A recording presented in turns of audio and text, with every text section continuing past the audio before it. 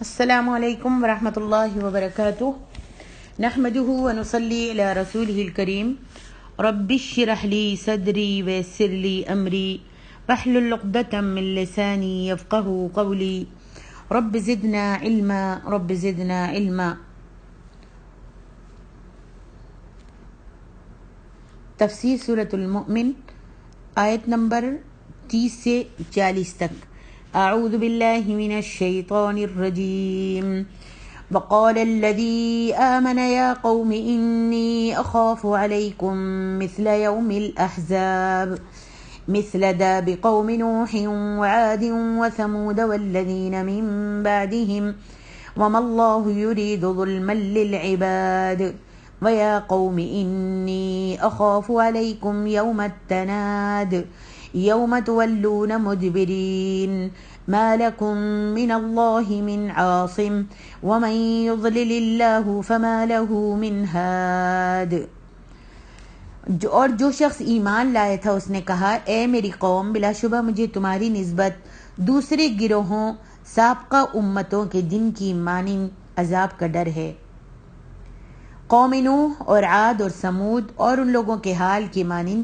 جو ان کے بعد ہوئے، اور اللہ اپنے بندوں پر ظلم کرنا نہیں چاہتا۔ اور اے میری قوم بے شک مجھے تم پر باہمی پکار کے دن یعنی قیامت کا ڈر ہے، جس دن تم پیٹ پھیر کر بھاگو گے تو کوئی تمہیں اللہ کے عذاب سے بچانے والا نہیں ہوگا، اور جسے اللہ گمراہ کر دے تو اسے تو کوئی ہدایت دینے والا نہیں ہے۔ وَلَقَدْ جَاءَكُمْ يُوسُفُ مِن قَبْلُ بِالْبَيِّنَاتِ فَمَا زِلْتُمْ فِي شَكٍّ مِّمَّا جَاءَكُمْ بِهِ حَتَّى إِذَا هَلَكَ قُلْتُمْ لَن يَبْعَثَ اللَّهُ مِن بَعْدِهِ رَسُولًا كَذَلِكَ يُضِلُّ اللَّهُ مَنْ هُوَ مُسْرِفٌ مُرْتَابٌ الذين يجادلون في آيات الله بغير سلطان أتاهم كبر مقتا عند الله وعند الذين آمنوا كذلك يطبع الله على كل قلب متكبر جبار۔ اور بلا شبہ یقیناً اس سے پہلے یوسف بھی تمہارے پاس کھلی نشانیاں لے کر آیا تھا، پھر تم ہمیشہ اس کے متعلق شک میں رہے جو وہ تمہارے پاس لائے، حتیٰ کہ جب وہ فوت ہو گئے تو تم نے کہا اس کے بعد اللہ ہرگز کوئی رسول نہیں بھیجے گا۔ اللہ اس شخص کو اسی طرح گمراہ کرتا ہے جو حد سے بڑھنے والا، شک کرنے والا ہو۔ جو لوگ اللہ کی آیات میں کسی دلیل کے بغیر جھگڑتے ہیں جو ان کے پاس آئی ہو، یہ رویہ اللہ کے نزدیک اور ان لوگوں کے نزدیک جو ایمان لائے بڑی ناراضگی اور بیزاری کا باعث ہے۔ اللہ تعالیٰ ہر متکبر سرکش کے دل پر اسی طرح مہر لگا دیتا ہے۔ فرعون کے جواب سے، جیسا کہ پچھلے سبق میں آپ نے پڑھا ہے کہ وہ مرد مومن ان کو نصیحت کر رہا تھا اور فرعون کو سمجھا رہا تھا کہ اگر یہ جھوٹا ہے تو اس کا جھوٹ کا وبال اسی کو ہوگا، اور اگر یہ سچا ہے اور تم نے اس کی بات نہیں مانی تو پھر تم پر اللہ کا عذاب آ جائے گا، اس لیے اس کو اس کے حال پر چھوڑ دو۔ اس طرح کی باتیں وہ ان کو سمجھا رہا تھا۔ تو فرعون نے جو جواب دیا وہ بھی آپ نے پڑھا ہے پچھلی آیت میں کہ فرعون ابھی تک اس کو اپنا دشمن نہیں سمجھ رہا تھا، اور یہی سمجھ رہا تھا کہ یہ میرا خیر خواہ ہے، ناصح ہے، اس واسطے وہ اس کی بات کا کوئی نوٹس نہیں لے رہا تھا۔ فرعون کے جواب سے اس مرد مومن کو یہ معلوم ہو گیا تھا کہ فرعون نے اس کی نصیحت کا خاک بھی اثر قبول نہیں کیا اور اس کے خیالات میں کوئی تبدیلی پیدا نہیں ہوئی، تو اس نے مزید وضاحت سے سمجھانا شروع کیا اور کہا کہ تم سے پہلے بہت سی ایسی قومیں گزر چکی ہیں جو شان و شوکت میں تم سے بھی بڑھ کر تھیں، جیسے قوم نوح، عاد اور سمود وغیرہ۔ ان لوگوں نے بھی اپنے اپنے رسولوں کو جھٹلایا تھا اور ان کے در پہ آزار ہو گئے تھے، جس کے نتیجے میں ان پر اللہ تعالیٰ کا عذاب آیا جس نے انہیں تباہ اور برباد کر کے رکھ دیا تھا۔ اور مجھے یہ خدشہ ہے کہ ہم پر بھی کہیں ایسے ہی عذاب نازل نہ ہو جائے، ایسے ہی عذاب ہم پر بھی کہیں نازل نہ ہو جائے۔ اللہ تعالیٰ کو اپنے بندوں پر ظلم کرنے، یہاں پر جو فرمایا مثل داب قوم نوح وعاد وثمود والذین من بعدهم وما اللہ یرید ظلما للعباد، یہاں پہ جو فرمایا ظلم، اللہ تعالیٰ کو اپنے بندوں پر ظلم کرنے یا ان پر عذاب نازل کرنے کا شوق ہرگز نہیں ہے، بلکہ یہ بندوں کے اپنے ہی اعمال ہوتے ہیں جو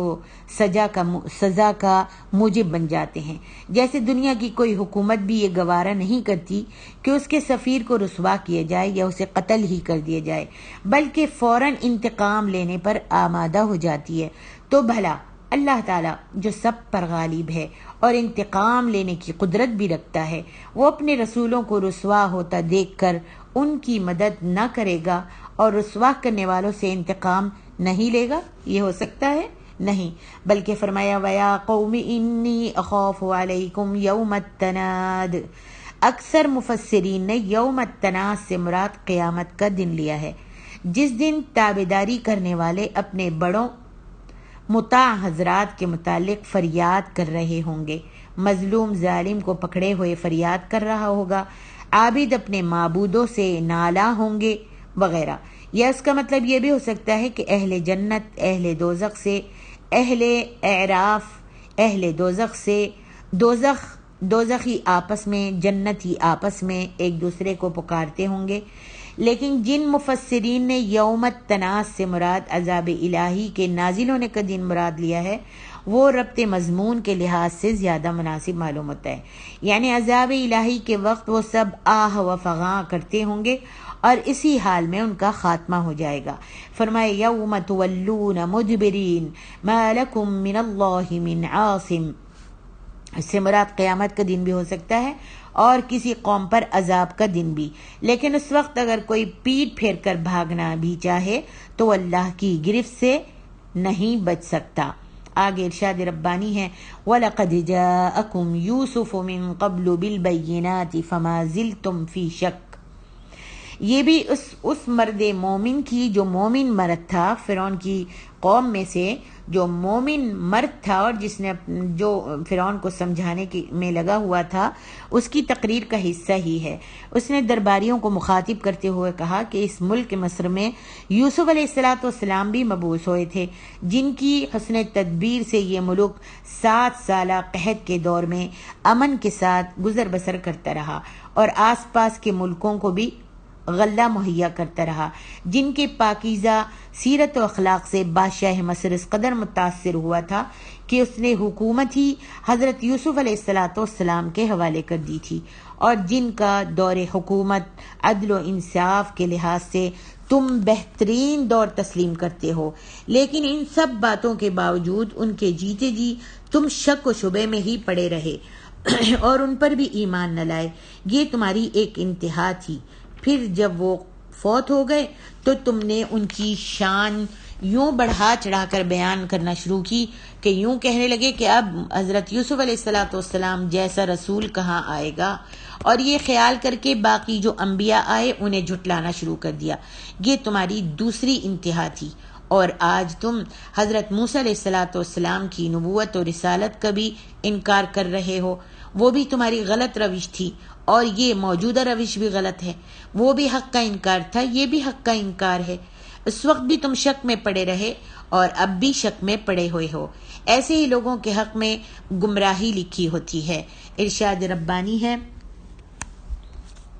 الذین حتی اذا ہلک قلتم لن یبعث اللہ من بعدہ رسولا كذلك يذل الله من هو مرسف مرتاب الذين يجادلون في آيات الله بغير سلطان أتاهم كبر مقتا۔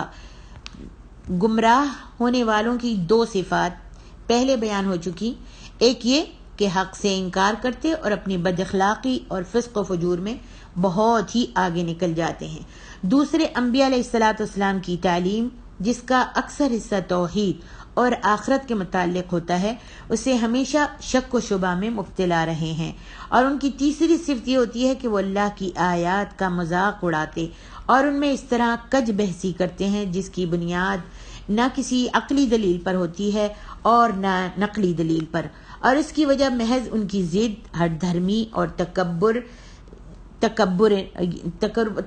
نفس ہوتا ہے۔ ان کی یہ صورتحال اللہ اور مومنوں کے نزدیک انتہائی نفرت انگیز ہوتی ہے، اور جو انسان اس حالت کو پہنچ جاتا ہے اللہ تعالیٰ اس کے دل پر ٹھپا لگا دیتا ہے، جس کے بعد ان کے دلوں میں ہدایت اور بھلائی کی بات داخل ہی نہیں ہوتی۔ آگے فرمایا وقال فرعون یا ہامان ابن لی صرحا لعلی ابلغ الاسباب وقال فرعون یا ہامان ابن لی صرحا لعلی ابلغ الاسباب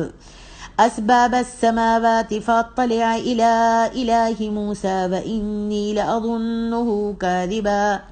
وكذلك زين لفرعون سوء عمله وصد عن السبيل وما كيد فرعون الا في تباب۔ اور فرعون نے کہا اے حامان تو میرے لیے ایک بلند عمارت بنا تاکہ میں راستوں تک پہنچوں، یعنی آسمانوں کے راستوں تک، پھر میں موسیٰ کے معبود کی طرف جھانکوں، اور بے شک میں تو اسے جھوٹا خیال کرتا ہوں۔ اور اسی طرح فرعون کے لیے اس کا برا عمل پرکشش بنا دیا گیا اور اسے سیدھے راستے سے روک دیا گیا، اور فرعون کی چال تو بس تباہ اور برباد ہو کر رہی۔ فرعون نے اس مرد مومن کی باتوں کا کچھ بھی اثر نہیں لیا، اور نہایت متکبرانہ شان سے اپنے وزیر حامان سے کہنے لگا حامان ایک بلند عمارت تعمیر کراؤ تاکہ میں یہ تو دیکھوں کہ جس الہ کی موسیٰ بات کرتا ہے، جس اللہ کی جس معبود کی موسیٰ بات کرتا ہے وہ ہے کہاں اور کتنی بلندی پر رہتا ہے۔ اس کا قصہ آپ پہلے بھی سورۃ قصص کی آیت نمبر 38 میں پڑھ چکی ہیں اور اس کی تفسیر بھی آپ لے چکی ہیں۔ بہرحال فرعون جو بھی بنی اسرائیل پر ظلم ڈھا رہا تھا اور حضرت موسیٰ علیہ السلام کی مخالفت میں جو بھی ہتھ کنڈے استعمال کر رہا تھا وہ سب اسے اچھے ہی لگتے تھے، اور وہ انہیں اپنی حسن تدبیر پر محمول کرتا تھا۔ برے کام کرتے کرتے اس کی کچھ ایسی مت ماری گئی تھی اور ایسی مضحکہ خیز باتیں کرنے لگا تھا جس کے بعد اس کے راہ راست پر آنے کی کوئی صورت باقی نہیں رہ گئی تھی۔ فرمایا وَكَذَلِكَ زُيِّنَ لِفِرْعَوْنَ سُوءُ عَمَلِهِ وَصُدَّ عَنِ السَّبِيلِ وَمَا كَيْدُ فِرْعَوْنَ إِلَّا فِي تَبَابٍ۔ فرعون دل سے یہ سمجھ چکا تھا کہ موسیٰ علیہ السلام فی الواقع اللہ کے رسول ہیں، اور یہ اسے پہلے دن ہی یقین ہو گیا تھا، مگر وہ اپنے